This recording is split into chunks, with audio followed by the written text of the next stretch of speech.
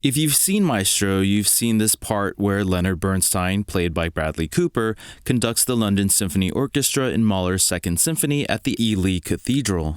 It is a recreation of the real Leonard Bernstein conducting this concert in 1973, which was captured on film for posterity. While I could straight off just comment on how Bradley Cooper did conducting like Leonard Bernstein, I would actually prefer to break down how the real Leonard Bernstein conducted this moment, and then comment on why Bradley Cooper's performance feels different.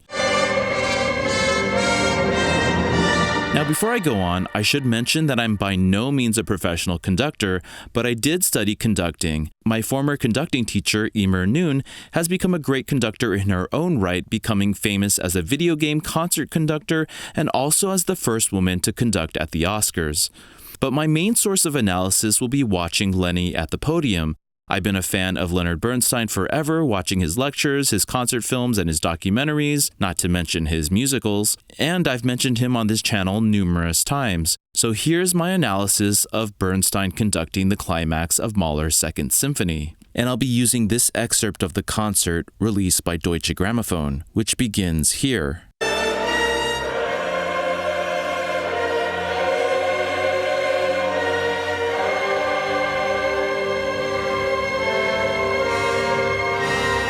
Now, first you notice that he points here, but why? Well, if you look at where he's pointing, it's to the up and left of him, probably these voices who are the sopranos, who are singing this word for a long time and about to change a note downward on the third beat of this measure. And it's really fitting that he wants this word to soar because in German, Entschweben means to float away. To let them know he really wants to keep the volume of this word high, he points at them and then swings his arms wide open on the third beat when the note changes. And this note is really important because the note change corresponds to the very last syllable of the word they've been singing. The syllable even ends with an exclamation point. And if that last syllable isn't heard, then the entire meaning of that word gets lost. And he is telling them to really accentuate that last syllable because at the same time, he's also responsible for bringing in the trumpets with a quick glance to the right where the trumpets are sitting. But he doesn't overdo the signaling with them because he knows the brass section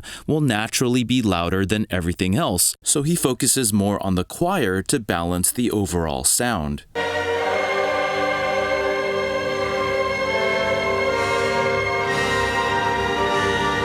Now, why does this moment require so much cueing from him? Well, that bar is what leads us into a big downbeat. And to do this, Mahler has written into the score that the conductor needs to both slow down and get louder, so the big downbeat feels more like an arrival.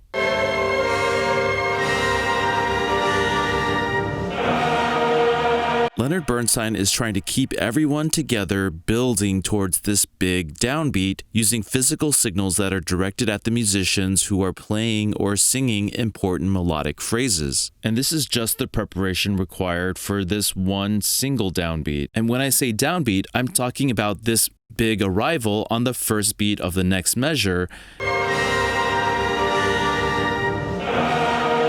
which is signaled by a big physical motion coming down. And luckily for us, Leonard Bernstein himself articulated this point in his Omnibus lecture on the art of conducting. All you have to know, really, is that music exists in time, and the time, musical time, is divided up into measures or bars.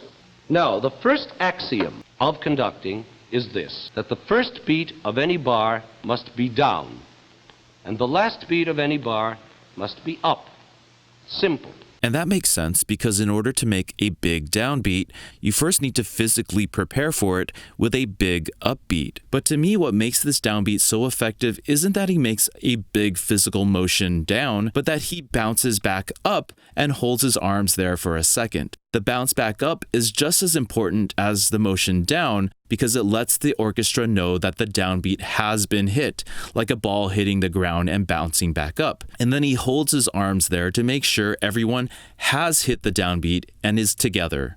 See, contrary to the stereotypes of the wild, crazy gesturing conductor, Leonard Bernstein is actually pretty controlled here, able to go from quick motions to complete stillness. Bernstein goes big again on this bar. Why? Well, the bar right before this one, the entire choir has had a rest while the orchestra continued on. So he knows that when the choir comes back in, he wants them to be big and to be together. And so he gives them a big gesture which will instill in them the clarity to make that big entrance. And they do.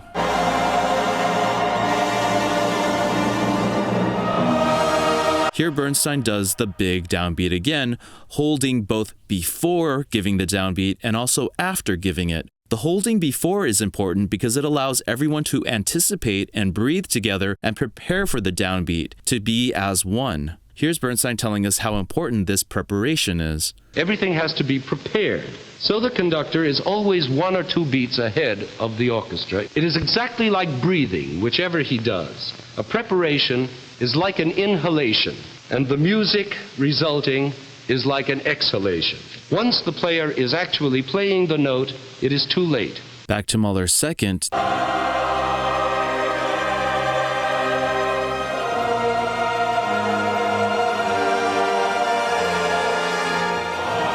Now remember when I said Bernstein is trying to balance the brass? Here he is describing that exact technique for a conductor. Here comes the whole problem of balancing an orchestra. The conductor must realize that in order to have real balance, his horns are going to have to start playing in a reduced version of that forte, that F, or else they're going to come clanging in, which is all well and good if they don't drown out the rest of the orchestra. And here he is balancing the brass again, motioning to the brass to get a bit softer so the choir can be heard over them before bringing the brass back to prominence on the next bar with their heavy tuba and trombone lines.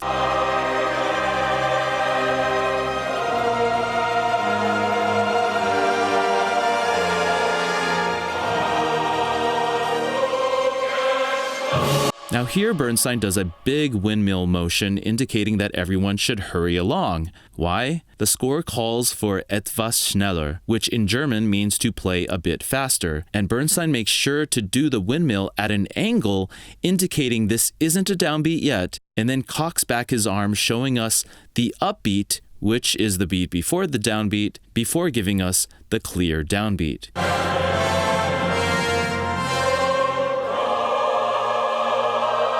He then turns his attention to the choir with a closed position, which indicates a slight softening of the sound. Mahler builds in this slightly softer volume so that he can ramp the volume back up for the climax of the entire piece. But notice that this softer moment is still forte, which means loud, and it only sounds soft relative to the much louder fortissimo that came before.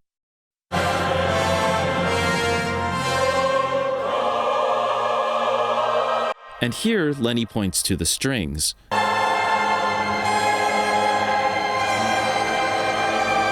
Why?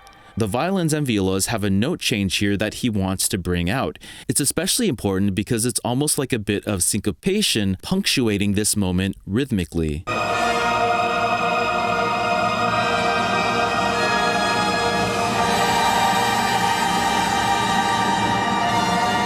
And Lenny outstretches his arms as many other conductors have famously done at this exact moment in this piece of music, before giving a huge downbeat from the very highest he can reach all the way down to the floor. When I see Bernstein conduct this climax to Mahler's second, it truly makes me cry. See, Bernstein was not only the longtime conductor of 2 orchestras that Mahler actually conducted in real life, but also Bernstein spent a lot of his energy in promoting Mahler's music, recording it, programming it in concerts, and speaking persuasively about it. But who is this Mahler? Why Mahler? The essential Mahler. A lot of classical music commentators give credit to Leonard Bernstein for inventing our modern love of Mahler and making him a repertory mainstay. So when you see Bernstein conducting one of Mahler's biggest and most meaningful pieces, you can see his joy in sharing something he truly loves. Now, how does Bradley Cooper compare? Well, the intent of the film Maestro is very specific here. We are not tracking Lenny's love of Mahler, but his love of Felicia. In fact, the first thing Leonard Bernstein does in the film after finishing conducting Mahler's second is he goes over to Felicia, who says, "There's no hate. There's no hate in your heart." So the whole point, it seems, was to see Lenny in his element with no hate and just pure love. And I think the film does that quite well. But since Bradley Cooper has repeatedly said he studied conducting for 6 years, it took me 6.5 years of working on it for 6 minutes and 25 seconds of music, studying with a legit conductor as his coach, I think it's fair game to compare what he learned in those 6 years versus what Bernstein does. I think Bradley Cooper gives us the look and feel of conducting, something which the Oscar-nominated screenplay emphasizes as well. The screenplay reads, Leonard Bernstein is emanating sheer unabashed ecstasy. We can't help but think what it is to be Leonard Bernstein in this moment. Bradley Cooper may not be doing everything Lenny did, but he doesn't have to do all the complex cueing and eye contact because his intent as an actor and filmmaker is to show us Lenny's internal feelings, his ecstasy, while the real Lenny was intent on communicating, i.e. externalizing that feeling for his players. This act of communication is what Lenny considered one of the conductor's main roles. Because to be a great conductor, he still has to have one more attribute in his personality, without which all the mechanics and knowledge and perception are useless. And that is the power to communicate all this to his orchestra, to communicate it through his arms and face and eyes and fingers and whatever vibrations may flow from him. In fact, Bernstein was so good at communicating as a conductor, he actually once conducted a piece with just his face.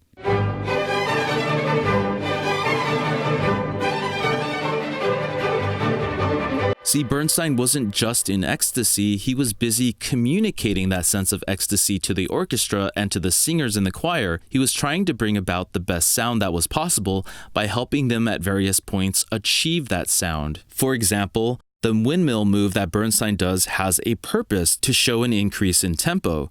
When Bradley Cooper does it, though, it comes across as a downbeat that doesn't bounce back, making it somewhat confusing. And going back to the eyes, Bradley Cooper does attempt to use eye contact to cue some of the musicians. When he prepares everyone for a big downbeat, he points at something on the left, which I think is the timpani doing a tremolo, but that probably doesn't really need a cue there. But at least it was an attempt at a clear communication. Mostly, though, he's not really looking at any particular section purposefully, as Lenny did. And then when he gives the downbeat, he appears to give it twice, which is potentially confusing. Now, you might be wondering how the orchestra still managed to play through this confusion and sound good. Well, this is the London Symphony Orchestra, aka the orchestra that John Williams used to play the Star Wars soundtracks for both the original trilogy and prequel trilogy. They are very, very good musicians. Brett and Eddie of the YouTube channel 2 Set Violin did a whole reaction video to Bradley Cooper as well, and they noticed that the concertmaster or lead violinist in the orchestra might have been doing a bit of shadow conducting. When the conductor makes an accident, yes, which happens, we all just follow the concertmaster. And then it shows when the concermaster's doing big gestures because everyone, the principals, everyone's looking at the concertmaster. But it's really not as bad as all that. The reason he's probably not making eye contact with the orchestra here is that there's a camera in his face and he's in the moment acting in order to tell a larger story. This legato section is really nice. Even the 2 Set Violin guys liked it. Oh, that's nice. And in the part where Lenny goes into the closed position to indicate a softer sound, I thought Bradley Cooper did a relatively good job of imitating that moment. And then this is where the editing cuts away to the orchestra, so we'll never know what Bradley Cooper did or didn't do next. But having said all that, I think Bradley Cooper is actually doing a decent job because, as I said, he's trying to tell a larger story, and so he's serving that narrative first. But even on a technical level, Bradley Cooper is doing a lot of the basics of conducting, though he doesn't really hold on the upbeats the way Leonard Bernstein did to make sure everyone was with him. He does hold on some of the big downbeats, and even though he doesn't cue the brass as often as Lenny did, here's one spot where he does cue the brass. And even if I can quibble, there's no denying how conducting this huge piece, Mahler's Second Symphony, for 5 straight minutes can be super hard, even if you are a seasoned conductor, let alone an actor who is trying to imitate a famous and completely unique conductor while telling a complex story. And of course, Bradley Cooper does nail the big climax by reaching up to the heavens and dropping to the floor.